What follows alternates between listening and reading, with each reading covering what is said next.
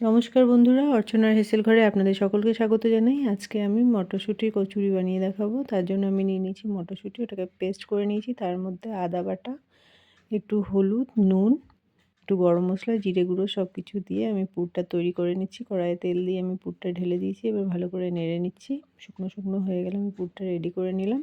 এবার আটাটার মধ্যে ময়াম দিয়ে, তার মধ্যে নুন, হলুদ, চিনি দিয়ে আটাটাকে দেখুন ভালো করে ময়াম দিয়ে মেখে নিচ্ছি। মাখা হয়ে গেলে আমি ওই পুরটাকে ওই ডোয়ের মধ্যে দিয়ে একটা করে কচুরি বানিয়ে নিচ্ছি। এরপরে আমি এগুলোকে সব বেলে নিচ্ছি। বেলা হয়ে গেলে কড়াইয়ের মধ্যে তেল গরম করে আমি এগুলো একটা একটা করে ভেজে নিচ্ছি। দেখুন এইগুলো লাল লাল করে আমি ভেজে তুলে নিচ্ছি। খুব সহজ উপায়ে তাড়াতাড়ি এই কচুরিটা হয়ে যায়। আপনারা অবশ্যই ট্রাই করবেন। রেসিপি ভালো লাগলে লাইক, কমেন্ট, শেয়ার করবেন। দেখুন আমার কচুরি রেডি। ধন্যবাদ।